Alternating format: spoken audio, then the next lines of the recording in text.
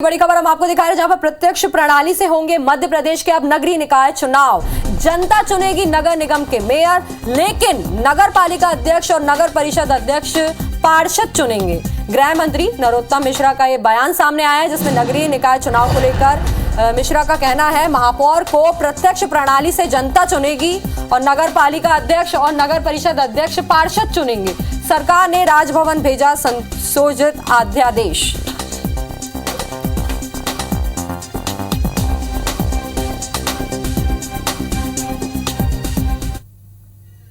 चलिए, इसी खबर पर ज्यादा जानकारी के लिए हमारे साथ सुधीर दंडोतिया लाइव जुड़ रहे हैं। सुधीर जी, विस्तार से बताइए।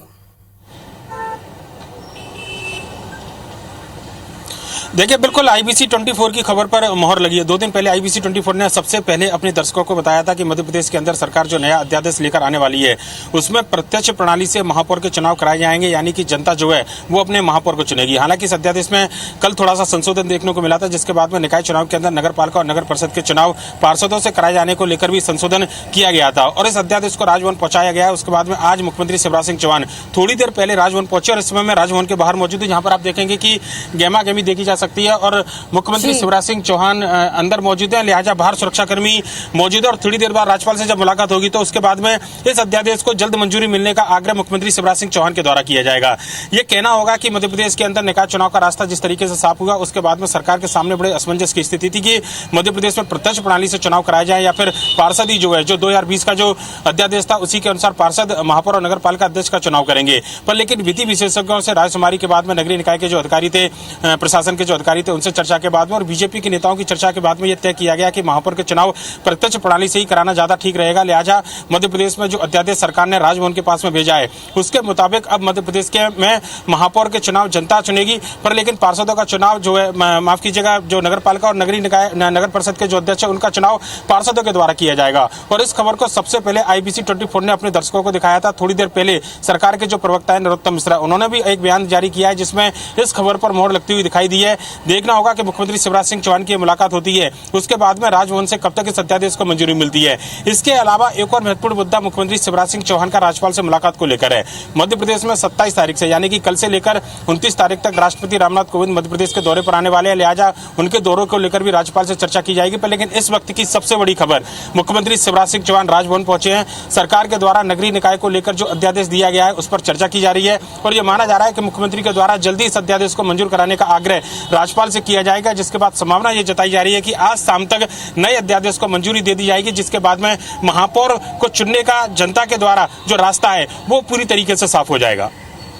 जी, बहुत बहुत शुक्रिया तमाम जानकारी के लिए। तो पहले प्रणाली से चुनाव होंगे निकाय के, जनता चुनेगी नगर निगम के मेयर, लेकिन नगर पालिका अध्यक्ष और नगर परिषद अध्यक्ष पार्षद चुनेंगे। गृह मंत्री नरोत्तम मिश्रा का बड़ा बयान सामने आया है नगरीय निकाय चुनाव को लेकर। नरोत्तम मिश्रा ने कहा है कि महापौर को प्रत्यक्ष प्रणाली से जनता चुनेगी, लेकिन नगर पालिका अध्यक्ष और नगर परिषद अध्यक्ष पार्षद चुनेंगे। सरकार ने राजभवन संशोधित अध्यादेश भेज दिया है।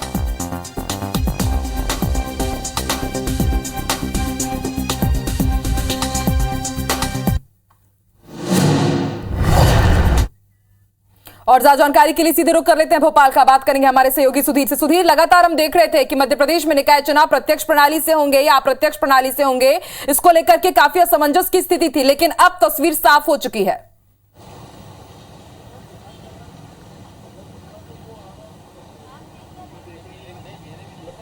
देखिए आकांक्षा, 2 दिन पहले आईबीसी 24 ने अपने दर्शकों को बताया था कि मध्य प्रदेश में महापौर जो है वो जनता चुनेगी, यानी कि जनता के द्वारा महापौर का चुनाव किया जाएगा और प्रत्यक्ष प्रणाली से ही महापौर के चुनाव होंगे। और लगभग उस खबर पर मोहर जो है वो सरकार की ओर से लगी है। प्रदेश सरकार के प्रवक्ता नरोत्तम मिश्रा ने बयान दिया है कि मध्य प्रदेश सरकार की ओर से जो अध्यादेश राजभवन को भेजा गया है उसमें जनता महापौर को चुनेगी। हालांकि नगर पालिका और नगर परिषद के जो अध्यक्ष है उनका चुनाव पार्षदों के द्वारा किया जाएगा। कल अध्यादेश में संशोधन किया गया था, जो अध्यादेश परसों देर रात राजभवन पहुंचाया जाना था उसको वापस बुलाकर फिर से संशोधन किया गया विधि विशेषज्ञों से रायशुमारी के बाद में। परसों देर रात 12:30 बजे तुषार मेहता के साथ में मध्य प्रदेश के नगरीय निकाय विभाग के जो अधिकारी हैं, इसके अलावा जो विधि विशेषज्ञ हैं, उनसे चर्चा की गई थी और अध्यादेश में जो राजभवन उसको भेजा गया, जिसके बाद मुख्यमंत्री शिवराज सिंह चौहान ने थोड़ी देर पहले राज्यपाल से मुलाकात की और यह मुलाकात तकरीबन 15 मिनट तक चली।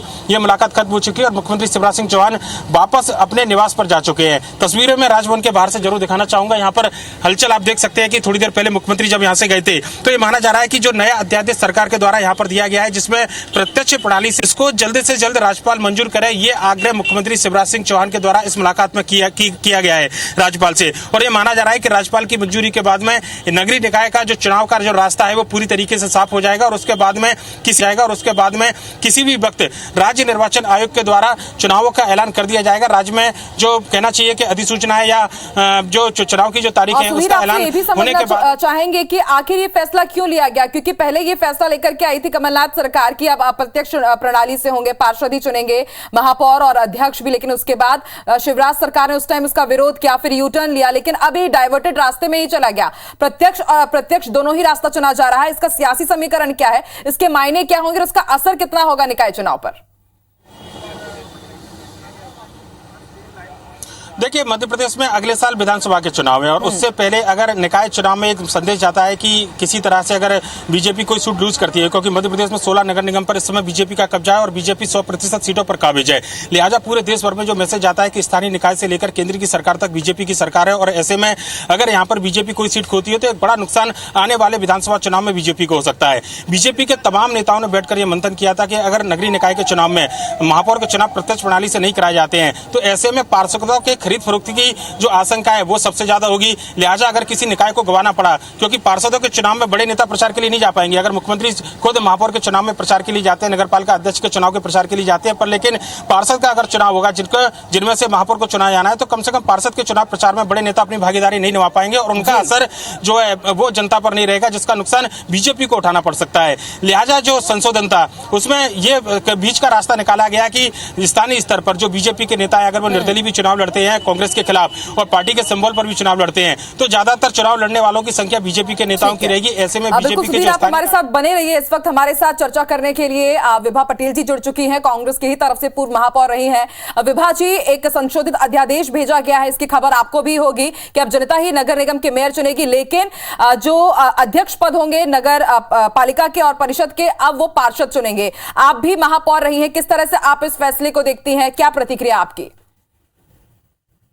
देखिए, भारतीय जनता पार्टी का हमेशा से काम करने का तरीका ऐसा रहा है कि वो केवल ये देखते हैं कि किस तरह से जनता को भ्रमित किया जाए, जनता का, मतदाताओं का ध्यान समस्याओं से हटकर अन्य चीजों में लगाया जाए। देखिए, अगर महापौर को पार्षद चुनते हैं उसमें भी कोई दिक्कत नहीं होती, क्योंकि पार्षद अपने अपने क्षेत्र का प्रतिनिधित्व करते हैं और निश्चित तौर से जिस तरह से विधायकों को अधिकार होता है कि वे अपने दल का नेता चुने, उसी तरह से पार्षद भी यदि चुनते हैं तो उनकी सहभागिता होती है।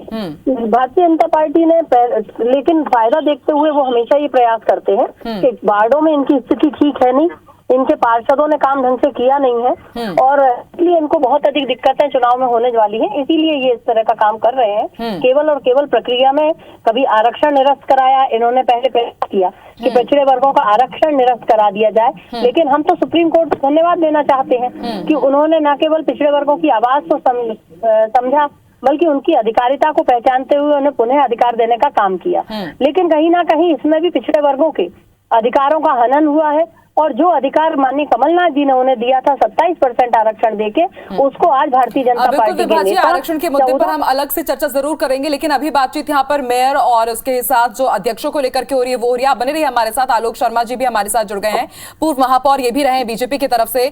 आलोक जी, एक नया संशोधित अध्यादेश गया है, बहुत ही असमंजस की स्थिति देखी गई कि पहले कमलनाथ सरकार ने जो तब फैसला लिया था उसे ही आगे ले जाया जाए या फिर यूटर्न लिया जाए, लेकिन अब एक डाइवर्टेड रास्ता हम देख रहे हैं। इसके पीछे की क्या वजह रही और एक आरोप विभा जी भी लगा रही है कि अपनी नाकामियों को छुपाने के लिए आप इस तरह का फैसला लेकर के आ रहे हैं? देखिए, भारतीय जनता पार्टी शुरू से ही सीधा इलेक्शन जनता के द्वारा कराने के पक्षधर है।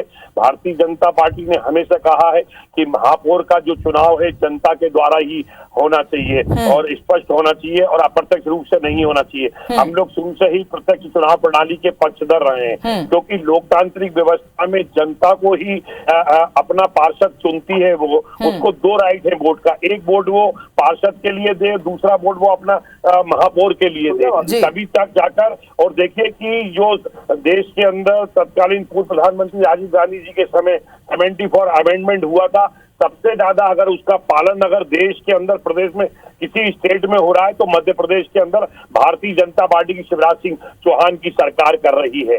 दूसरा, कांग्रेस ने हमेशा पिछड़ों के नाम के ऊपर राजनीति की है। आलोक जी, मेरा सवाल ये कि आप ये तो बात सही बोल रहे हैं कि लोकतांत्रिक तरीके से जनता अपना मेयर चुनेगी, लेकिन यहाँ फिर नगर पालिका अध्यक्ष और नगर परिषद के जो अध्यक्ष है उनका चुनाव फिर पार्षद क्यों करेंगे?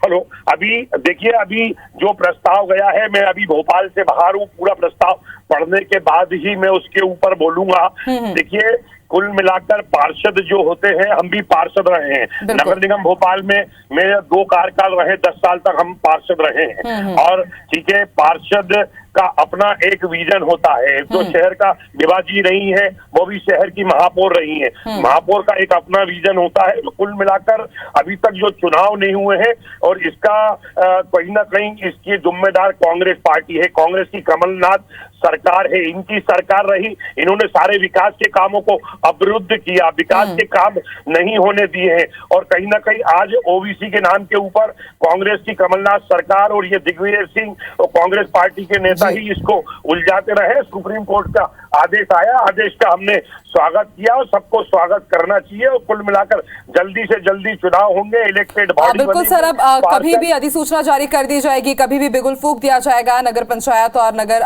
निकाय चुनाव का। आप दोनों का ही शुक्रिया हमारे साथ जुड़ने के लिए, अपनी बातचीत साझा करने के लिए हमारे साथ। और लगातार हमारे साथ सुधीर भी जुड़े हुए हैं। सुधीर, आपने सुना, हमारे साथ विभा पटेल जी भी जुड़ी थी और उसके साथ हमारे साथ आलोक शर्मा भी जुड़े हुए थे, पूर्व महापौर दोनों ही। कांग्रेस हमेशा की तरह आरोप लगा रही है कि अपनी नाकामियों को छुपाने के लिए, और इसके साथ एक बात उन्होंने ये भी ऐड की है कि वार्डों में अच्छी स्थिति में नहीं है बीजेपी, इसीलिए इस तरह का दोहरा रास्ता अपनाया जा रहा है कि एक जो चुनाव होंगे वो प्रत्यक्ष प्रणाली से होंगे और दूसरे अप्रत्यक्ष प्रणाली से होंगे। तो वाकई क्या इसका असर होगा? देखिए, निश्चित तौर पर असर पड़ता है और अगर बड़े चुनाव होते हैं तो उसमें बड़े नेताओं के जाने का फायदा मिलता है। जनता बड़े स्तर पर सरकार की योजनाओं को देखकर वोट करती है। स्थानीय स्तर पर अगर पार्षद की बात करें तो वहां पर लोकल मुद्दे और स्थानीय मुद्दे ज्यादा हावी होते हैं और वार्ड और गली के चुनाव में पड़ोसी तक के वोट निश्चित तौर पर प्रभावित होते हैं और एक घर के वोट तक भी बढ़ते हुए हमने देखे हैं पार्षदों के चुनाव के अंदर। और भोपाल के अंदर की अगर हम बात करें, पूरे मध्य प्रदेश के अगर उदाहरण समझना हो तो भोपाल की अगर बात करें तो पिछली मर्तबा अगर मेयर का कार्यकाल छोड़ दिया जाए तो उससे पहले जो MIC थी, यानी कि पार्षदों का जो दल था, वो उसकी संख्या कांग्रेस की ज्यादा थी और बीजेपी के मेयर थे।